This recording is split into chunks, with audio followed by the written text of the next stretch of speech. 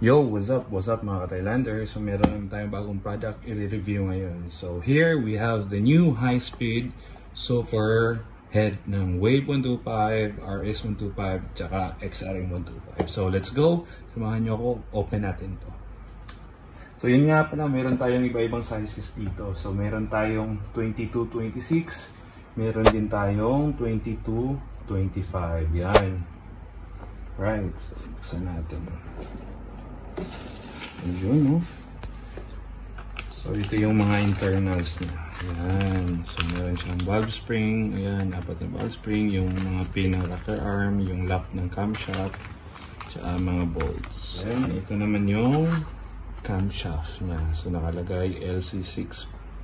So 6.56 one piece. Ayan.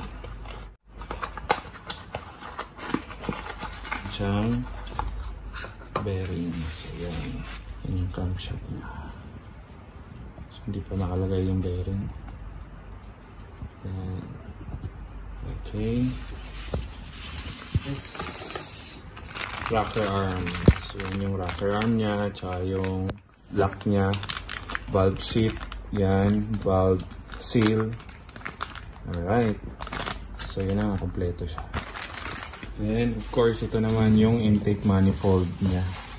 So, yung intake manifold niya is good for carburetor. Yan. So, pang carburetor na ito mga katay. So, yan yung porting niya. Right. So, may kasama na rin siyang O-ring. Okay, next. Yun.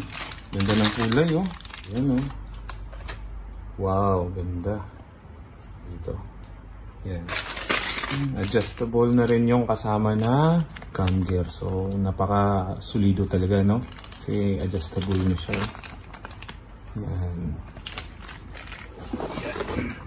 Yan yung head niya. So, ito, no? Ito, standard lang yung kasama niya na cam gear cover. So, yan. Standard lang yan. Yan. Ito yung head. Wow. Yan. So, ito na, 20, 22, 26. Yan. So, yan yung niya. Chamber niya, naka-CNC. Then, dito naka-modify na rin. Tsaka, yung dito naman, naka-modify na rin yan. So, yan yung sinabi kanina. Pakita ko sa inyo yung video na sinabihan tayo from high speed na naka-modify na ito lahat. Okay. Modify custom different value millimeter แถวๆเนี้ยครับแถวๆเนี้ย this one here modify mini strong mini แบบพร้อมแถมเพราะว่าโคเทอร์เฮดมันอันนี้ใช่ไหมใช่ต้องmini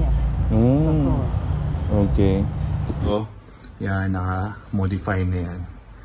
Then, pakita din natin yung, valve set. Yan. Pakita din natin yung sa, exhaust. So, yan. And, ito rin yung valve niya. So, magandang klaseng valve na rin yung nilagay nila dito. Ito naman yung exhaust port niya. Yan. So, napakaganda kasi yung valve set niya. Yan, nakaiwas na. So, madaling ring porting lang gagawin pag i-modify nyo pa. Tapos, ito naman yung intake na porting niya. So, yan. Yan. Alright.